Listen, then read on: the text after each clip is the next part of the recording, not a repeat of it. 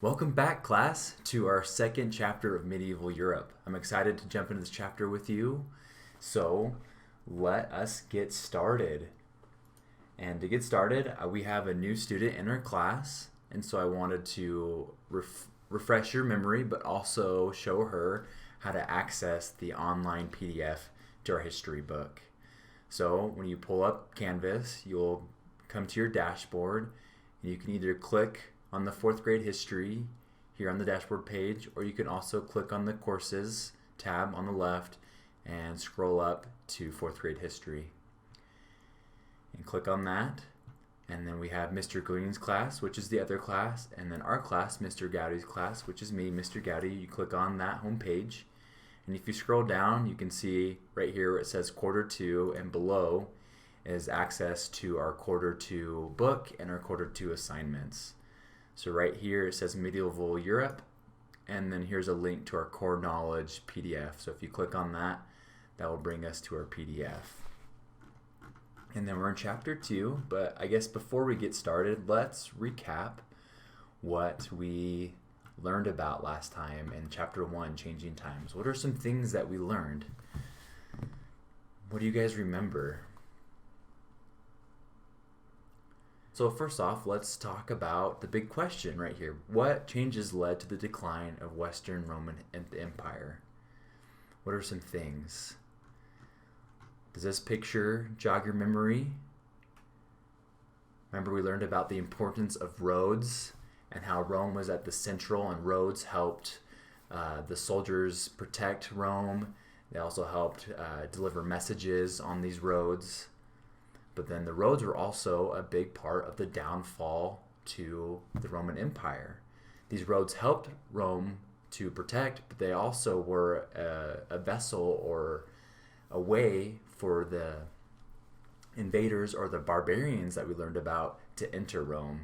So the roads were a part of the downfall. We also learned about how the Roman generals were fighting with each other. They were focused about themselves, and they wanted the power. They wanted to be in charge, and so all of them bickering and fighting with another and not focusing on how to protect and govern Rome, that led to part of the downfall.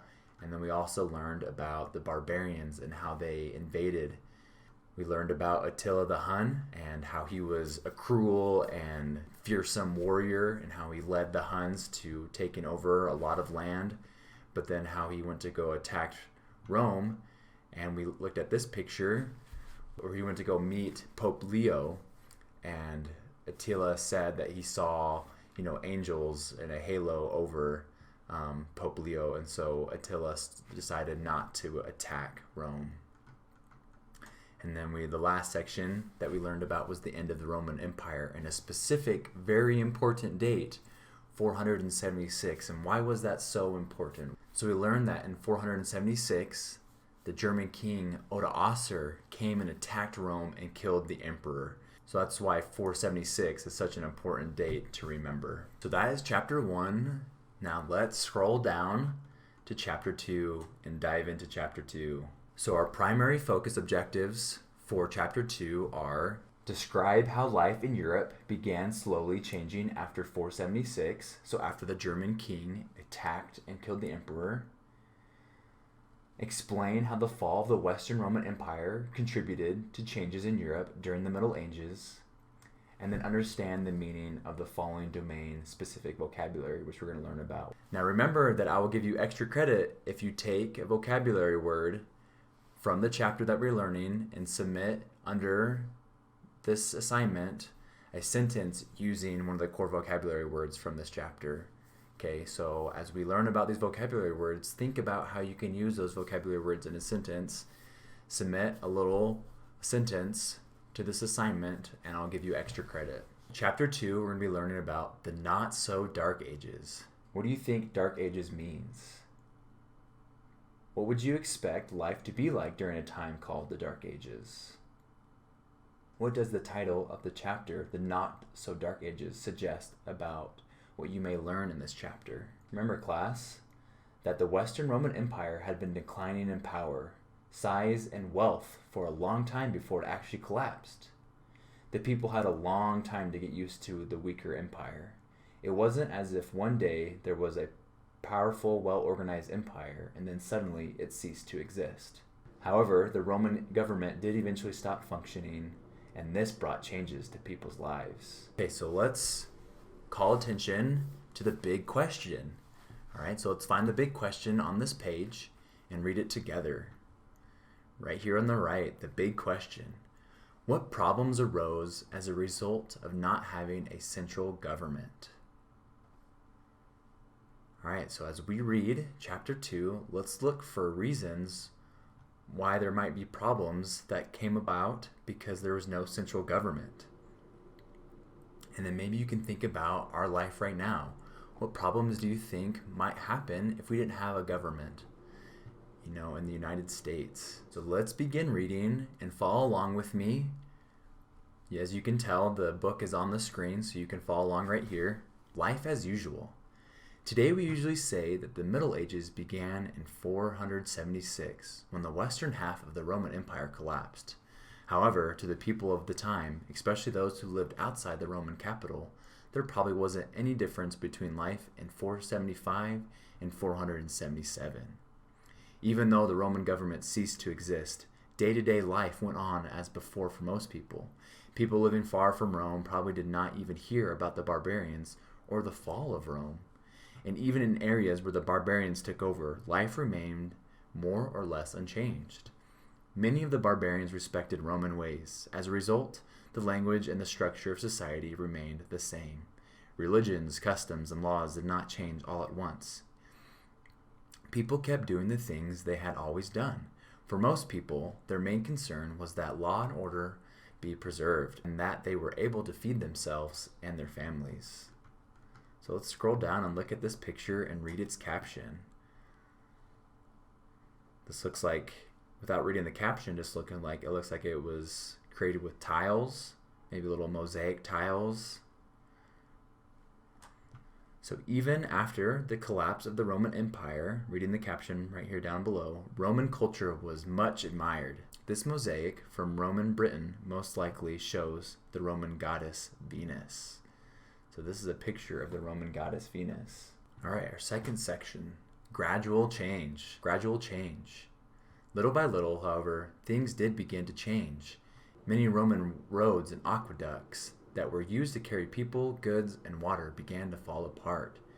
Now, as you can tell, this is, this word is red, meaning this is one of our first vocabulary words. So let's look over here to the right and learn what an aqueduct is. So an aqueduct is a raised canal that carries water from one place to another. So roads and the aqueducts began to fall apart. Things that were crucial to the success of the Roman Empire are starting to fall apart. Although there were many local governments, there was no longer a central government with money to fix the roads. Even if a ruler in one region decided to repair the roads that crossed his land, there was no guarantee that the roads in the neighboring regions would be fixed too. So let's look at this picture. What does this picture show? Looks like some bridges or a road. Down here, let's read the caption. Let's find out what it really is. The Romans were skilled builders. This aqueduct still stands over the river Gard in France. So this isn't a road, this is an aqueduct that was built over this river, the River Gard in France. So this aqueduct was built in France to bring fresh drinking water into urban areas. These structures would have been constant physical reminders of the power of Rome for those living under Rome's protection. Over time, trade declined in Northern Europe. During the time of the Roman Empire, there had been lively trade among the north outposts in Europe and Northern Africa, as well as the Eastern Mediterranean regions. Those Northern Europe networks gradually stopped working. From around 600, it was nearly impossible for these regions to sell goods to Northern Africa or to the Eastern Mediterranean. With the decline of trade, cities also began to shrink. Merchants sought new items closer to home to trade. Now here is our first vocabulary word, trade.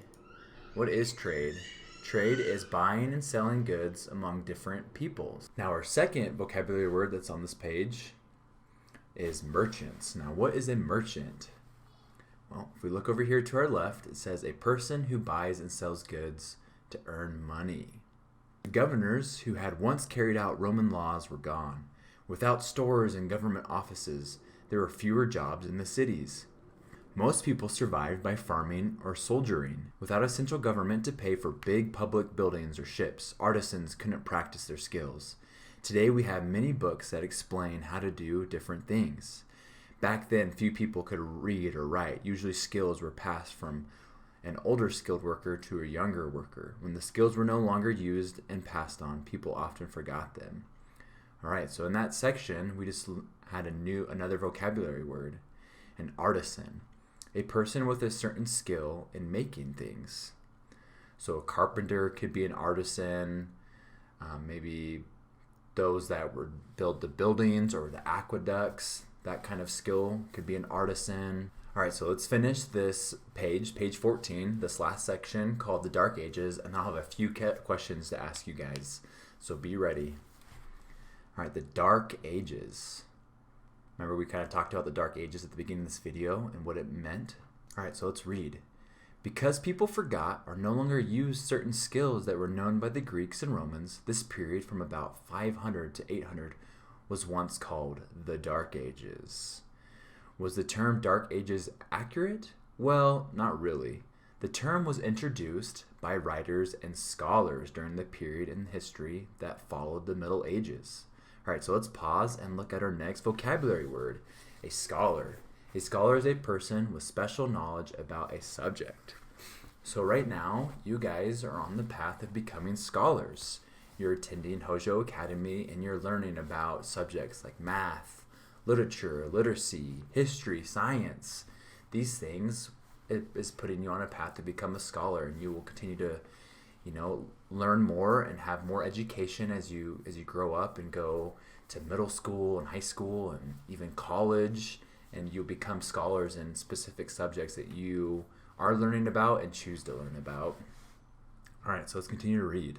This period is known as the Renaissance, or some people might say Renaissance.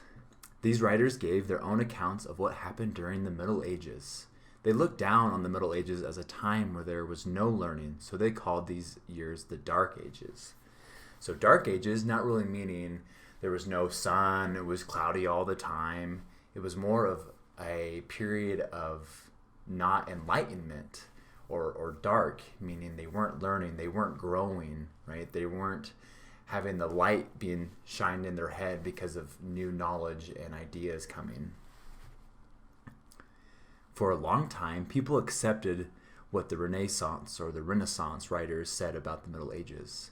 Today, historians present a more balanced view, admitting the shortcomings of the Middle Ages, but also noticing its strengths. It is true that some valuable skills were forgotten during this time because travel was difficult and sometimes dangerous. Most people stayed in their own areas.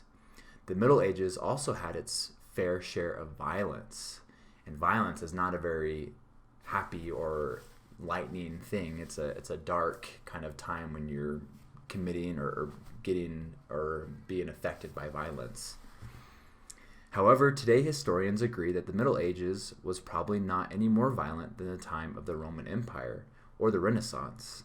Modern historians see these years as a time of change and growth, contributing to the rise of Western civilization in many ways. So maybe there were some bad things that happened, not so happy things that happened during the Middle Ages, but it was a part of what was about to come. All right, so let's think about the things that the Roman government had once done that were no longer done after 476. That's right, you guys are awesome. There was construction and repair of the roads and aqueducts, which stopped happening after 476. Remember, we learned that they were falling apart. The government no longer carried out laws and running government offices. The government was no longer organized and central in making important decisions. All right, so our last section of chapter 2 is titled Spreading Out. In the years following the fall of Rome, nations that would greatly influence a changing Europe were slowly being created. Remember the destructive Visigoths who sacked Rome? in chapter 1, they continued to move westward into present-day France. Then they crossed the Pyrenees Mountains and moved into Spain and Portugal, where they settled into a life of farming. The Ostrogoths moved into the area of Central Europe that is now the Czech Republic and Hungary. The Huns were absorbed by other ethnic groups. The Angles and Saxons moved across the sea to England, whose name comes from the Angles or Engleland. History is a little bit like a cake. Many ingredients go into it, and something very different comes out. In these years, the groups of people who brought down the Roman Empire began the process of creating a new and different Europe. All right, so that's chapter 2. I'm glad you guys joined me and read with me, and I hope you enjoyed reading chapter 2 and learning a little bit more about medieval Europe, learning about the Dark Ages and maybe why they were the not so dark ages like the chapter title is. So before we end, let's go back to and refresh our mind about the big question. So you have to answer the big discussion post. That's one of your assignments. And then also to fill out the chapter vocabulary, which we talked about. And you can get extra credit points if you submit a sentence using one of the core vocabulary words from chapter 2. So the big question, what problems arose as a result of not having a central government? So we learned about some things that were some problems because there was no longer a central government after 476, after the German king Odoacer came in and killed the emperor. The central government started to fall apart, and some problems arose because of this. And so your assignment is to answer that big question. What problems arose as a result of not having a central government? All right, thanks again for joining. Hope you guys enjoyed this lesson. I will be doing live lessons soon, so be patient with me. But until then, I hope you're enjoying these pre-recorded. You guys are awesome. Keep it up. Stay on track.